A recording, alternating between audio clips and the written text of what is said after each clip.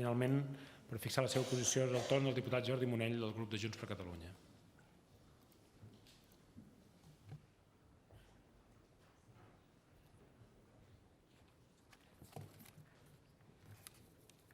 Gràcies, president.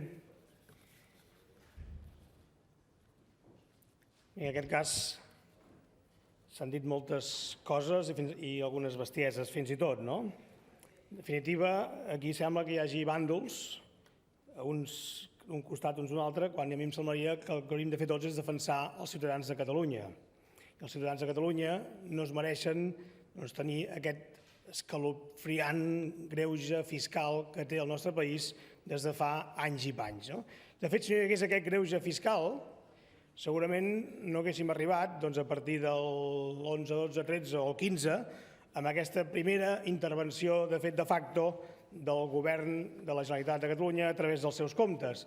De fet, és la primera intervenció sobre la sobirania del nostre país, sobre la sobirania del nostre pressupost, sobre la sobirania fins i tot del Parlament i, per tant, sobre la sobirania dels ciutadans que van escollir Parlament. Això no va de bàndols. Hauríem de ser tots els mateixos, defensant els ciutadans de Catalunya i els seus drets a través d'una fiscalitat justa que permetés al govern escollit i a través del Parlament, el pressupost aprovat, poder administrar els diners.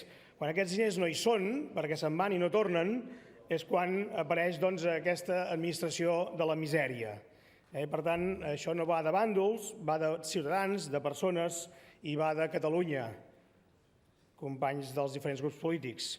Com deia, el 2015 vam assistir a un primer 155. Segurament no sobretot el que va passar després, però ja a partir segurament del primer, la consulta popular del 9N, l'Estat va aixecar les orelles i va forçar, de fet, una situació que ja des del 2010, amb la sentència contra l'Estatut, va anar confegint, que és un ofegament progressiu de l'economia catalana com a fórmula per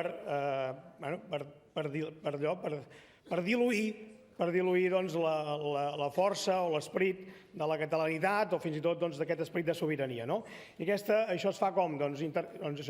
Intentant fer un objectiu de dèficit que no es pot aguantar o que sobre la liquiditat que ofereix l'autonomia a partir d'un greuge, com deia abans, fiscal, a més et cobra interessos dels diners que són dels catalans, que els hem pagat, que no tornen, te'ls deixen i encara et cobren interessos. I, per tant, això, el 2015, acompanyat certament per la situació econòmica financera, és l'excusa perfecta per l'Estat, a través d'aquest decret de presidència, d'intervenir als comptes de la Generalitat.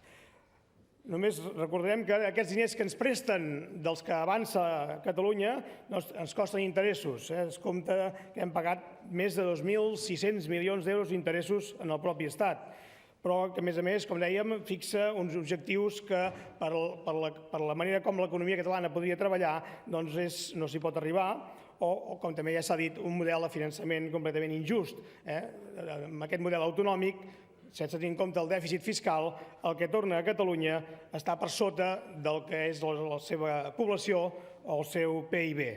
I, per tant, aquí, en el fons del fons, tornem a anar a parar al de sempre, el que l'Estat ens ha anat manllevant al llarg dels darrers anys. Jo torno a fer referència, com dèiem, amb les polítiques socials o d'ocupació, per exemple, la reducció que ha fet l'Estat de les aportacions a la llei de dependència, amb les polítiques actives d'ocupació, amb la pobresa, o, per exemple, amb la limitació de les ajudes a pobresa energètica, o, per exemple, amb els centres especials de treball, amb l'acolliment de persones refugiades, amb les beques universitàries, amb l'assistència universal bàsica, etc. A tot arreu de les diferents polítiques, fins a arribar a les infraestructures, i aniríem trobant aquesta mà negra de l'Estat que ens va manllevant allò que ens tocaria als ciutadans de Catalunya.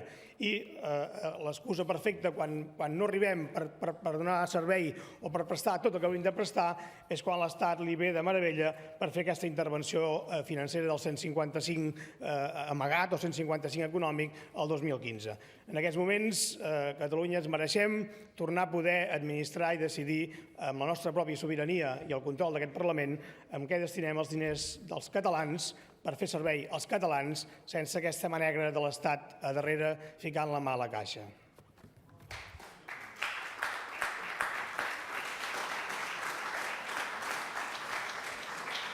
Gràcies, diputat.